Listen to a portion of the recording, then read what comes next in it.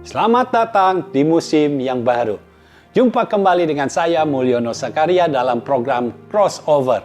Dan kali ini kita masuk dalam episode memulai usaha kue tiaw goreng.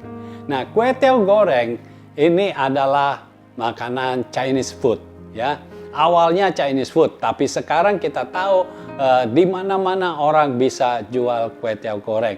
Nah, usaha ini untuk kue tiaw goreng, saudara tidak perlu takut untuk memulainya karena ketika saudara memiliki rasa yang enak, yang orang suka, maka saudara pasti akan diterima oleh pasar.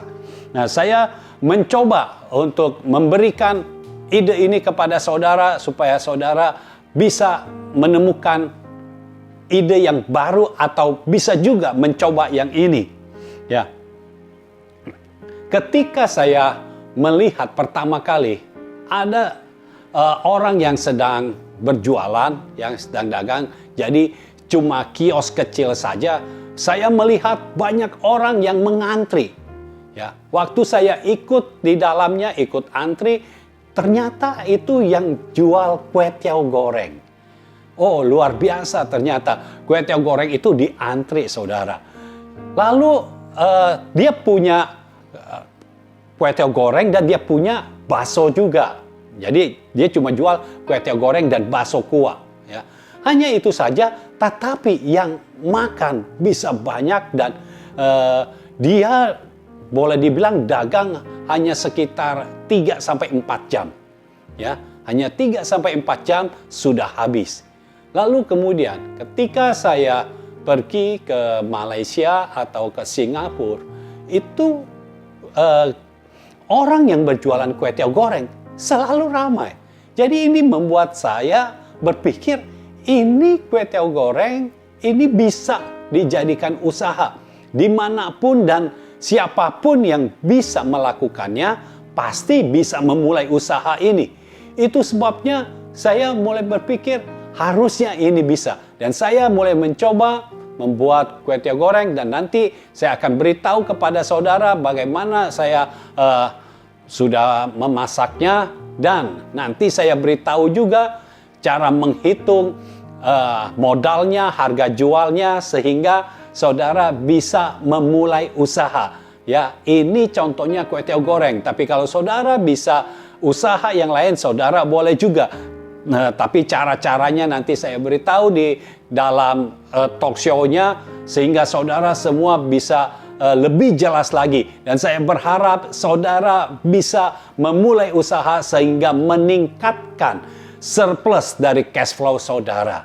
Ya, terima kasih. Tuhan akan memberkati saudara setiap kali saudara melakukan apa yang Tuhan mau. See you at the next level. Selamat datang di program Crossover to the Next Level. Kita berjumpa lagi bersama saya David Alexander dan kita ada di dalam episode memulai usaha kue tiaw goreng. Bersama saya telah hadir Pendeta Mulyono Zakaria dan kita langsung saja saksikan talk show berikut ini. Selamat datang Bang Mul di program Crossover. Ya. Kita berjumpa lagi hari ini di dalam episode terbaru kita. Ini adalah episode yang sangat menarik sekali ya, Bang Mul. Memulai usaha kue tiaw goreng. Ya. Dan di depan kita di sini sudah ada contoh kue tiaw goreng yang sudah Bang Mul buat sendiri ya. Oke, saya mau langsung tanya aja nih Bang Mul. Kan usaha kue tiaw goreng itu sudah banyak digeluti oleh orang-orang. Iya. Kalau misalnya di lingkungan sekitar kita sudah ada yang duluan berusaha kue tiaw goreng, nah apakah kita bisa memulai usaha yang sama lagi? Iya. Kalau usaha kuliner itu kan kembali lagi kepada rasa. Iya. Dan selera orang berbeda-beda. Di satu area kalau ada orang yang jualan kue tiaw goreng itu nggak akan bisa menampung seluruh orang yang ada di satu area itu. Iya. Jadi perlu dibantu. Jadi kalau kita mulai usaha, kita membantu orang yang sudah mulai berusaha itu karena dia nggak akan bisa menjangkau semuanya. Jadi kita bantu, kita usaha juga. Iya. Kalau soal mau kue tiawnya atau enggak, ya sebenarnya tergantung kita kembali. Ya. Nah, yang penting kita bisa bikinnya. Kalau nggak bisa bikinnya repot. Ya. Nah, kalau di lingkungan kita lihat gimana sih orang-orang kebanyakan kalau makan mereka lebih suka beli apa masak sendiri. Ya. Iya. Nah, sekarang ini kebanyakan di lingkungan di mana kita berada, kebanyakan orang beli. Jarang yang masak sendiri. Iya. Ya, karena biasanya suami istri biasanya bekerja sekarang. Jadi tidak sempat masak, harus beli. Iya. Nah, itu kan peluang.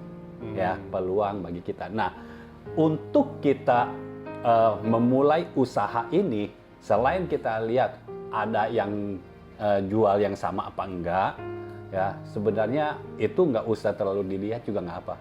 Asal jangan pas tetangga kita, pas di sebelah kita jual yang sama gitu, ya itu nggak enak gitu. Tapi kalau misalnya di lingkungan itu, tapi jauh rumahnya, artinya itu kan bisa bagi-bagi gitu, ya karena pasti satu orang yang dagang tidak mungkin bisa menghandle semua orang yang ada di situ. Ya, nah kalau kita mau mulai usaha kue tiaw goreng, kita tuh mesti lihat apakah ini bisa dijalankan. Yang pertama, jadi otomatis yang pertama kita mesti tahu kita bisa nggak masaknya. Nah, terus yang kedua kita mesti lihat harga yang sudah ada itu jadi patokan kita. Itu dijualnya berapa? Nah, sekarang kita lihat jangan sampai modal kita lebih mahal dari harga jual yang satu itu. Nah, kalau itu nggak layak diperjuangkan. Nah, dari kue tiaw yang saya buat, saya sudah kalkulasi, ya kue tiaw itu harganya 5.000. 5.000 itu bisa dibagi dua. Jadi buat 2 porsi. Artinya 2.500. Terus ada kecap manis yang 600 ml 23.000. Itu bisa untuk 60 porsi. Jadi satu porsinya 385. Lalu saya pakai garam. Tapi garam kita nggak usah hitung karena sedikit sekali jadi hitungnya susah. Garam cuma 7.000 juga. Jadi ini nanti pasti akan ke cover lah gitu. Terus bawang merah 5.000 per ons. Itu bagi 10 lah. Itu untuk 10 porsi. Artinya satu porsi 500. Bawang putih 2.900 per ons. Bagi 10 juga 290. Terus karena saya tidak mau pakai MSG, tidak mau pakai micin, saya pakai saus tiram. Ya, saus tiramnya yang 510 gram itu 43.500 dan itu bisa untuk 100 porsi. Ini perkiraan semuanya ya. Jadi 435. Telur mesti pakai telur supaya ada gurihnya. Karena kita nggak pakai MSG kan. Telur 26.000 per kilo. Harga-harga sekarang inilah ya. Anggap 1 kilonya 15 butir. Kan satu porsi 1 butir telur. Jadi 1.750. Minyak goreng. Kan mesti pakai minyak. Minyak goreng yang 2 liter 27.500. Nah, itu bisa untuk 100 porsi. Ya, jadi 275.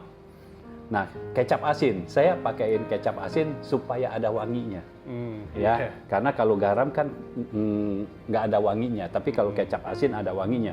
Yang 620 ml itu 16.000, itu juga untuk 100 porsi, jadi satunya 160. Lalu mungkin karena ini di Indonesia mesti pakai cabai atau sambal, ya. Itu cabai atau sambal satu porsi kira-kira 500 lah, 500 rupiah. Jadi total semuanya 6.795. Nah, saya udah survei di lingkungan sini ada yang menjual kue tiaw goreng harganya 19.000. Nah, saya mau mulai usaha. Kalau saya mau mulai usaha, artinya saya harus di bawah itu. Kalau saya harganya sama, pertama seperti jadi kompetitor, saingan langsung, ya. Lalu yang kedua, kemungkinan kita yang baru mulai itu kalah. Karena belum ada yang tahu. Belum gitu, ada yang tahu, ya. Jadi dari harga ini modal 6.795, kita bisa jual 15.000 satu porsinya, ya.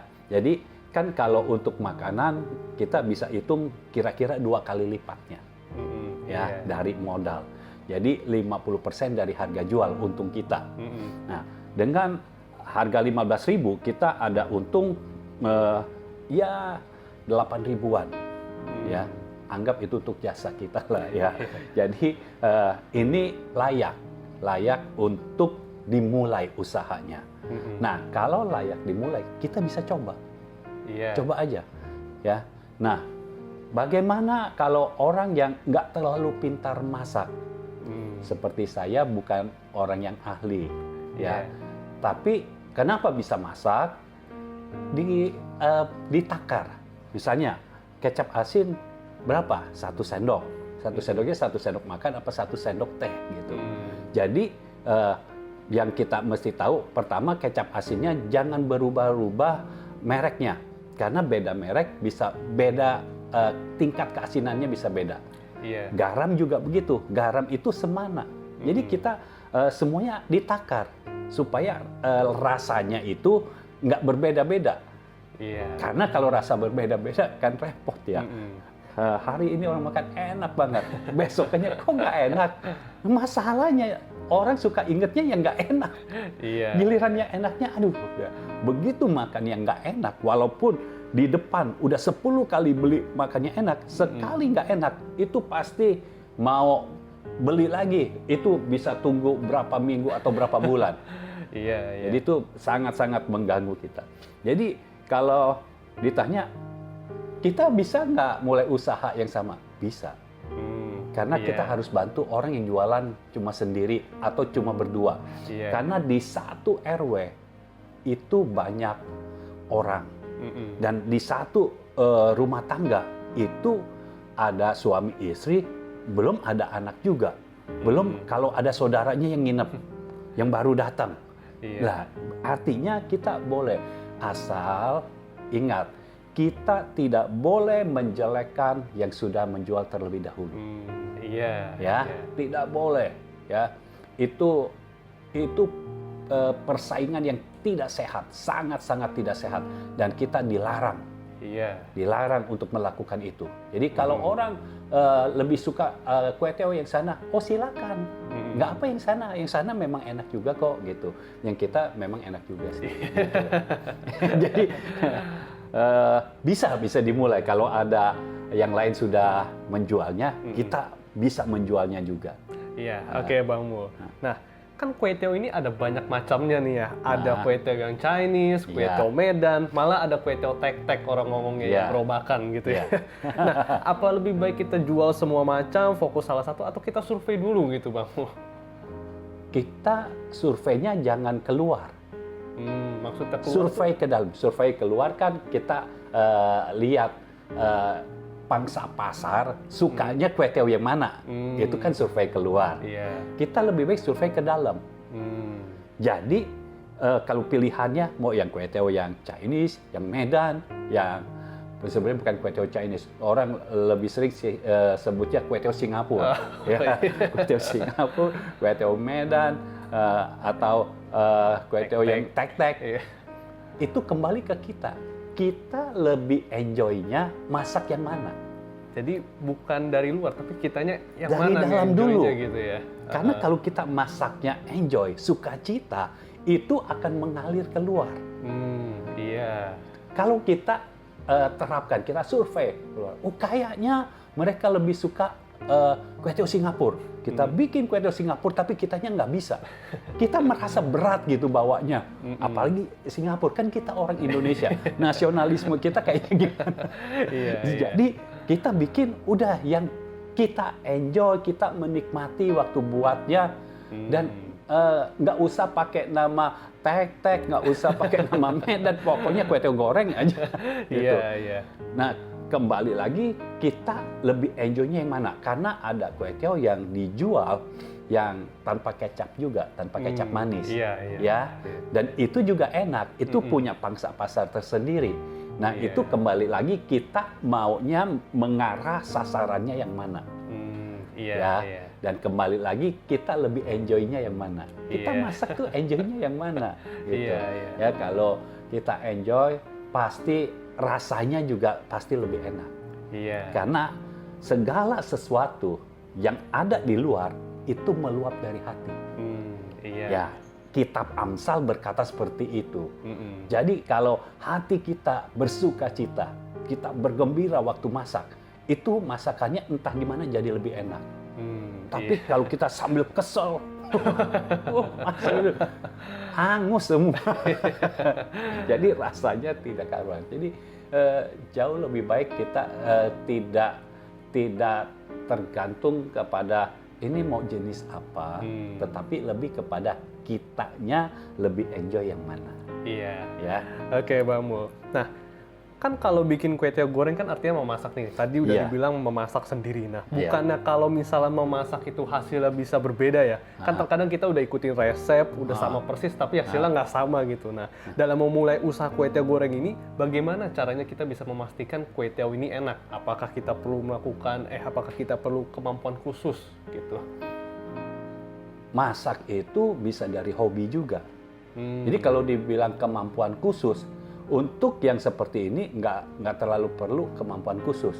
Karena kalau kita lihat MasterChef, nggak ada yang bikin kue tiaw goreng begini.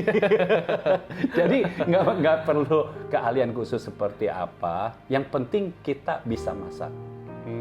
Kalau kita nggak bisa masak, masalahnya ketika kita rasain, kita bilangnya enak aja. Makanya pas orang lain makan nggak enak. Ya makanya supaya rasanya tidak beda, nah kita harus ukur. Seperti minyak goreng. Minyak gorengnya berapa nih? Jadi ukur aja. Apakah ada mangkok yang kecil atau apakah melalui sendok? Yang penting kita tahu takarannya, ukurannya, minyak gorengnya berapa. Ya, jadi yang penting ini. Minyak goreng mereknya sama, kecap asin mereknya sama, kecap manis mereknya sama. Karena kalau beda merek, tingkat kemanisannya beda untuk kecap manis. Tingkat warnanya juga beda. Ada yang lebih hitam, ada yang lebih coklat. Nah, kita sukanya yang mana kan itu kembali ke kita. Ya. Seperti garam juga, garam beda merek, beda tingkat keasinan. Jadi kadang ada orang yang mulai usaha, dia tidak memperhatikan merek, dia asal beli aja, itu yang menyebabkan kadang keasinan, kadang nggak asin, karena berubah-ubah mereknya. Ya, jadi kita ini ukur aja, kayak saya pakai saus tiram, diukur aja mau untuk satu porsi 1 sendok atau mau 2 sendok gitu. Kalau setelah selesai, ya kita ambil pakai sendok, ya atau pakai garpu, kita cobain dulu, rasanya gimana. Kalau kita saja bilang nggak enak, artinya orang di luar kita bilang lebih nggak enak lagi. Jadi kita mesti rasakan, ini kita pastikan ini udah enak. Otomatis kita mesti uji coba, nggak boleh langsung mulai usahanya, kita uji coba dulu, ya. Udah uji coba, kita berikan kepada orang-orang di rumah, orang-orang dekat. Coba rasain, enak apa enggak, gitu. Jadi itu bisa diatur, ya, diukur, karena ada sendok kan, kita punya sendok. Nah, sendoknya jangan berubah-berubah, karena sendok makan ada yang lebih besar, ada yang sedang, ada yang lebih kecil. Jadi ukuran sendok itu macam-macam. Nah, kita tentukan sendok yang mana. Dan jangan berubah-ubah, sendoknya itu aja. Ya. Jadi nanti diharapkan hasilnya tetap sama, karena takarannya sudah ada. Asal ingat, semua bahan-bahan yang kita pakai, jangan berubah mereknya. Termasuk kue tiawnya, bahan baku utamanya. Karena kue tiaw itu banyak merek juga. Tidak boleh berubah-ubah, karena tingkat kekenyalannya beda, dia lebih tipis apa lebih tebal beda, nah nanti pengaruh kerasa lagi. Jadi mungkin kalau yang lebih tebal, kecap manisnya kurang, kecap asinnya kurang, jadi begitu. Dan kita mesti pastikan 1 bungkus kue tiaw, saya beli 1 bungkus kue tiaw, itu kita bagi 2. Jadi 2 porsi, jadi jangan dikurangin atau ditambahin. Ya, karena kita, udah banyakin dah langganan nih, jangan. Tetap pokoknya porsinya segitu supaya Pak ini masalah rasa. Masalah rasa, karena begitu kue tiawnya ditambahin kan kecap manisnya berubah, kecap asinnya berubah. Nah, Kecuali kalau kita memang sudah biasa masak, mungkin bisa kita tanpa ditakar pakai sendok. Udah men, langsung ya, pakai ini aja pakai gitu. Mungkin itu bisa. Tapi kalau untuk yang baru mulai, dia sepertinya suka masak, tapi tidak tahu harus memulai. Nah, bisa pakai cara seperti ini. Mulai dengan cara seperti ini. Ya kan, sekarang ini banyak yang WFH, work from home, jadi bisa mulai usaha ini. Ya, mulai usaha ini dengan harapan kalau sampai terdampak karena masalah pandemi ini, karena kita nggak tahu ini akan tahan berapa lama, kita tuh sudah ada usaha. Misalnya kalau kita bekerja, kita sudah ada usaha sampingannya ini. Ya, kalau kita WFH itu kan keuntungannya ketika jam pulang kita udah langsung di rumah. Ya, kalau di kantor kan kita mesti jalan pulang dulu gitu, belum kena macetnya. Nah, ketika kita udah langsung pulang, kita bisa langsung mulai. Ya, yang penting ingat kita tidak mengambil waktu kantor.